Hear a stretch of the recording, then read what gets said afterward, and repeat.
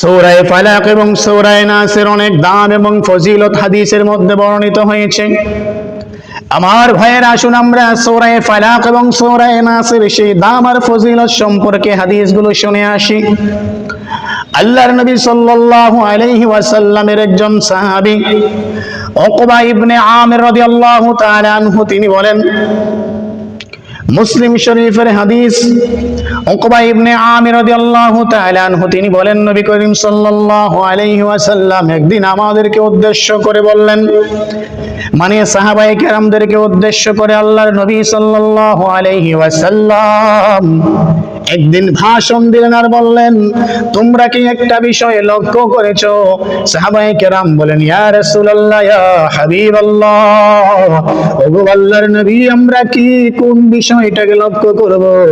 নবী করিম সাল্লাল্লাহু আলাইহি ওয়াসাল্লাম বলেন, আমার প্রাণের সাহাবায়ে কেরাম, তোমরা একটা বিষয় হয়তো লক্ষ্য করো নাই, আর সেই বিষয়টা হলো আল্লাহ তাআলা আমার কাছে এমন কিছু আয়াত নাযিল করেছেন, আল্লাহ তাআলা আমার কাছে এমন দামি কিছু মর্যাদা সম্পন্ন গুরুত্বপূর্ণ কিছু আয়াত নাযিল করেছেন, যে আয়াতগুলো তাওরাতে নাই, যে আয়াতগুলো জবুরে নাই, যে আয়াতগুলো ইনজিল কিতাবে নাই। আল্লাহ তাআলা আসমানি যে সমস্ত কিতাব নাযিল করেছেন, ওই সমস্ত কিতাবগুলোর মধ্যে চারটা কিতাব হলো সবচেয়ে বড়, কোরআন শরীফ, তাওরাত, জবুর, ইনজিল। এই কিতাবগুলো হচ্ছে সবচাইতে বড় কিতাব।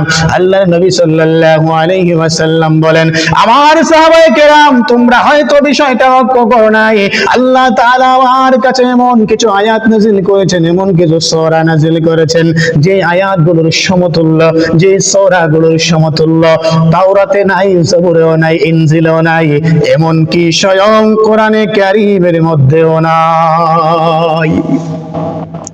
উকবা ইবনে আমির রাদিয়াল্লাহু তাআলা আনহু বলেন, আমরা সাহাবায়ে কেরাম, আমরা সমস্ত সাহাবায়ে কেরাম রাসূলকে জিজ্ঞাসা করলাম, ইয়া রাসূলুল্লাহ, ইয়া হাবিবাল্লাহ, এত দামি, এত মর্যাদা সম্পন্ন আয়াত এবং সূরাগুলো কোনটা, আমাদেরকে একটু শোনায়া দেন।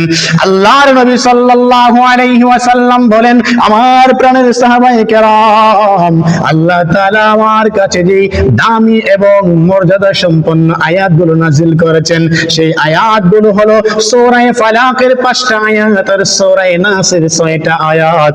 এই সূরা ফালাকের 5টা আয়াতের সমতুল্য, সূরা নাসের 6টা আয়াতের সমতুল্য কোরআনে কারীমে আর কোনো আয়াত নাই। আমার ভাইরা, তাহলে উকবা ইবনে আমির রাদিয়াল্লাহু তাআলা আনহুর এই হাদিস থেকে আমরা বুঝতে পারলাম সূরা ফালাক এবং সূরা নাসের মর্যাদা, দাম কত বেশি, গুরুত্ব কত বেশি। আমার ভাইরা, এবার আসুন আমরা একটু জানার চেষ্টা করি সূরা ফালাক এবং সূরা নাসের ফজিলত কত বেশি। সূরা ফালাক এবং সূরা নাস তিলাওয়াত করলে আমাদের সব কি হবে, লাভ কি হবে? আসুন আমার ভাইরা, সেই সম্পর্কে দুই একটা হাদিস শুনে আসি। আল্লাহর নবীর সাহাবী উকবা ইবনে আমির রাদিয়াল্লাহু তাআলা আনহু বলেন, আবু দাউদ, নাসাঈ শরীফের হাদিস, উকবা ইবনে আমির রাদিয়াল্লাহু তাআলা আনহু বলেন, আমরা সাহাবায়ে কেরাম একদিন রাসূলের সাথে সফরে বের হলাম। আমরা সফররত অবস্থায় ছিলাম রাসূলের সাথে। এমন সময় আমার রাসূল সাল্লাল্লাহু আলাইহি ওয়াসাল্লাম আমাকে ডাকলেন, হে উকবা ইবনে আমির, তুমি আমার কাছে আসো। আমি রাসূলের কাছে গেলাম, লাব্বাইক ইয়া রাসূলুল্লাহ, ইয়া হাবিবাল্লাহ, ওগো আল্লাহর নবী, আপনার সামনে আমি হাজির হয়ে গেলাম, কি বলবেন একটু বলেন। রাসূল সাল্লাল্লাহু আলাইহি ওয়াসাল্লাম আমাকে বললেন, কুল ইকরা, কুল আউযু বিরাব্বিল ফালাক ওয়া কুল আউযু বিরাব্বিন নাস।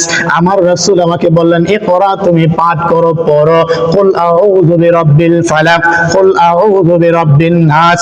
উকবা ইবনে আমির রাদিয়াল্লাহু তাআলা আনহু বলেন, আমি রাসূল সাল্লাল্লাহু আলাইহি ওয়াসাল্লামের আদেশে সূরা ফালাক এবং সূরা নাস তিলাওয়াত করলাম। তখন আসরের পরবর্তী সময় ছিল, মাগরিবের আগ মুহূর্ত। আমি তিলাওয়াত শেষ করার পরে মাগরিবের আযান হয়ে গেল।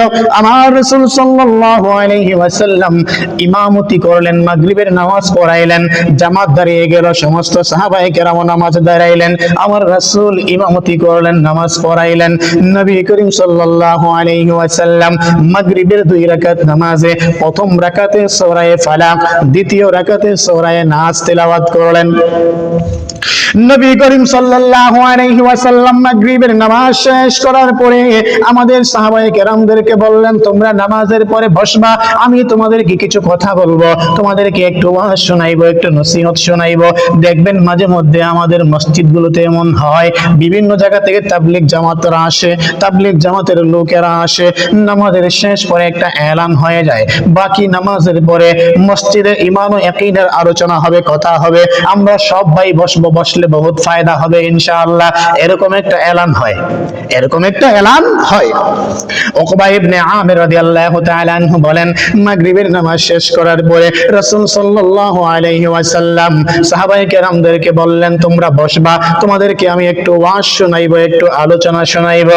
আমরা সমস্ত সাহাবায়ে কেরাম নামাজ শেষ করার পরে গোল হয়ে নবী করিম সাল্লাল্লাহু আলাইহি ওয়াসাল্লামের সামনে বসে গেলাম, কারণ আমার রাসূলের পাক জবান থেকে আজকে কি জানি বের হয় আমরা শুনতে পারবো, আমাদের জীবনটাকে গঠন করতে পারবো, আমরা আমল করতে পারবো, একটু সওয়াব কামাইতে পারবো। আল্লাহর নবী সাল্লাল্লাহু আলাইহি ওয়াসাল্লাম মাগরিবের নামাজ শেষ করে আমাদের সমস্ত সাহাবায়ে কেরামদেরকে বললেন, হে আমার প্রাণের সাহাবায়ে কেরাম, যেই ব্যক্তি ঘুমানোর আগে সূরা ফালাক এবং সূরা নাস তেলাওয়াত করে ঘুমাবে, আল্লাহ তাআলা ওই রাতের জন্য ওই ব্যক্তির যাবতীয় বিপদ আপদ থেকে হেফাজতের জিম্মাদারি নিয়ে নেবেন।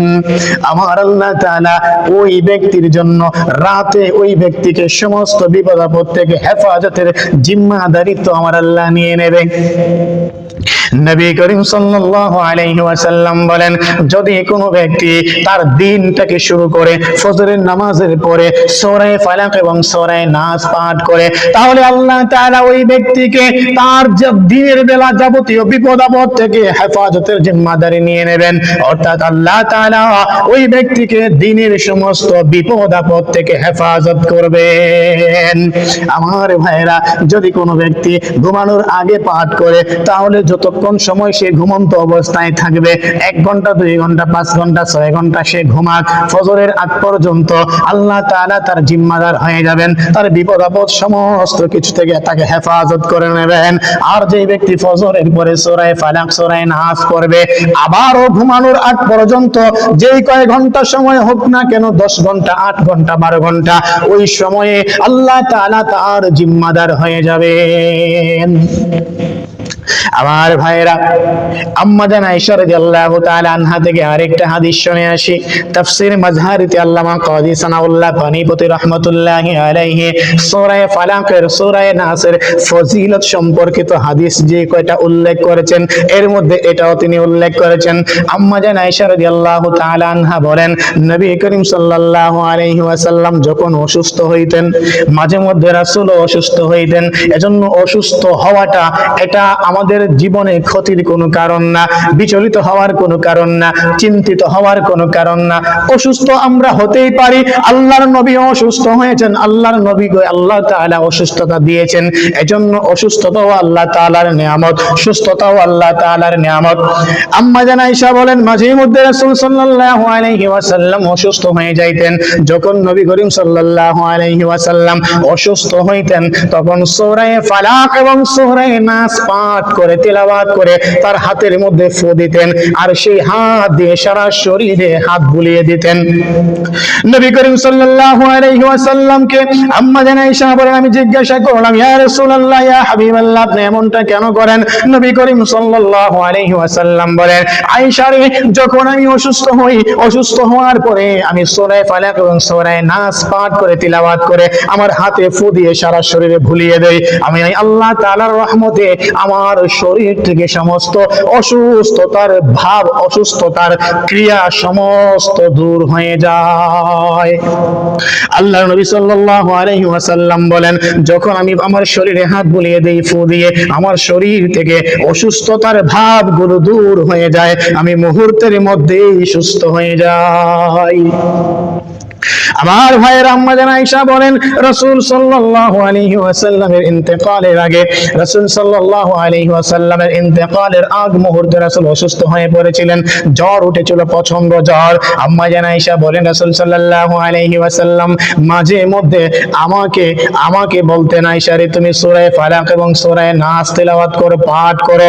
সূরা ফালাক এবং সূরা নাস আমি তেলাওয়াত করে পাঠ করে আল্লাহর নবী সাল্লাল্লাহু আলাইহি ওয়াসাল্লামের হাত মোবারকে ফু দিয়ে দিতাম। রাসূল সাল্লাল্লাহু আলাইহি ওয়াসাল্লাম তার দুইটা হাতকে এভাবে বিছিয়ে দিতেন, মেলে দিতেন। আমি সূরা ফালাক এবং সূরা নাস পড়ে তার হাতে ফু দিতাম। নবী করিম সাল্লাল্লাহু আলাইহি ওয়াসাল্লাম নিজে তার হাত আমার সামনে বিছায়া দিতেন, আমি ফু দিয়ে দিতাম, আর সেই হাত দিয়ে রাসূল তার শরীরে ভুলিয়ে দিতেন। রাসূল বলেন, আমি যখন আমার শরীরে হাতটা বুলাইয়া দেই, আমার শরীর থেকে সকল প্রকার অসুস্থতার কষ্ট দূর হয়ে যায়। আমার ভাইরা, আসুন আমরা আরেকটা হাদিস শুনে আসি। আব্দুল্লাহ ইবনে হাবিব রাদিয়াল্লাহু তাআলা আনহু থেকে বর্ণিত। এই হাদিসটাও তাফসীরে মাযহারিতে আনা হয়েছে। আল্লামা কাদি সানাউল্লাহ পানিপতি তিনি লিখেছেন, আব্দুল্লাহ ইবনে হাবিব রাদিয়াল্লাহু তাআলা আনহু বলেন, একটা রাত প্রচন্ড ধরনের অন্ধকার ছিল, আর বাহিরে মুষলধারে বৃষ্টি হচ্ছে। রাতটা গভীর অন্ধকার এবং বৃষ্টি হচ্ছে। এমন একটা রাত কেমন ভয়ানক রাত হতে পারে? এমন রাতে আমরা কখনো ঘর থেকে বের হই না। অন্ধকার রাত, আবার মুষলধারে বৃষ্টি হচ্ছে, সাপ বিচ্ছুর ভয় থাকে, জিন ভূতের ভয় থাকে, এমন ভয়টা আমাদের ভিতরে থাকে। তো আব্দুল্লাহ ইবনে হাবিব রাদিয়াল্লাহু তাআলা আনহু বলতেছেন, এক প্রচন্ড রাত, প্রচন্ড বৃষ্টি হচ্ছে, আবার অন্ধকার রাত। সেই রাতে আমরা রাসূল সাল্লাল্লাহু আলাইহি ওয়াসাল্লামকে খুঁজতে বের হলাম। রাসূলকে খুঁজে পাওয়া যাচ্ছিল না। হঠাৎ করে রাসূল সাল্লাল্লাহু আলাইহি ওয়াসাল্লামকে খুঁজে পেলাম। রাসূল সাল্লাল্লাহু আলাইহি ওয়াসাল্লাম আমাকে বললেন, আব্দুল্লাহ ইবনে হাবিব, তুমি আমাকে জিজ্ঞাসা করো। আমি বললাম, ইয়া রাসূলুল্লাহ, ইয়া হাবিবাল্লাহ, ও গো আল্লাহর রাসূল, আমি আপনাকে কি জিজ্ঞাসা করব? নবী করিম সাল্লাল্লাহু আলাইহি ওয়াসাল্লাম বলেন, তুমি আমাকে জিজ্ঞাসা করো সূরা ফালাক এবং সূরা নাসের ফজিলত সম্পর্কে। আমি বললাম, ইয়া রাসূলুল্লাহ, ইয়া হাবিবাল্লাহ, তাহলে আপনি বলেন সূরা ফালাক এবং সূরা নাসের ফজিলতটা কি? আল্লাহর নবী সাল্লাল্লাহু আলাইহি ওয়াসাল্লাম তখন বললেন, সূরা ফালাক এবং সূরা নাসের ফজিলত হচ্ছে, যদি কোনো ব্যক্তি সকাল এবং সন্ধ্যা দুইটা বেলা সূরা ফালাক এবং সূরা নাসকে 3 বার করে পাঠ করে, সকালে 3 বার, আবার সন্ধ্যার সময় 3 বার সূরা ফালাক এবং সূরা নাস তেলাওয়াত করে, আল্লাহ তাআলা তার দুনিয়ার যাবতীয় বিপদ আপদ, চিন্তা পেরেশানি, সমস্ত বিপদ আপদ থেকে আল্লাহ তাআলা তারকে হেফাজত করে নেবেন। আর আমার ভাইয়েরা, ওই ব্যক্তি সকাল সন্ধ্যা সূরা ফালাক এবং সূরা নাস তেলাওয়াত করার কারণে দুনিয়ার সমস্ত বিপদ আপদ থেকে হেফাজত তো করবেনই, বরং আখিরাতের সমস্ত বিপদ আপদ থেকে আল্লাহ তাকে হেফাজত করে নেবেন। আখিরাতে অনেক বড় বিপদ আছে আমার ভাইয়েরা, সেই বিপদ থেকে বাঁচতে হবে। এজন্য বেশি বেশি করে আমল করব ইনশাআল্লাহ।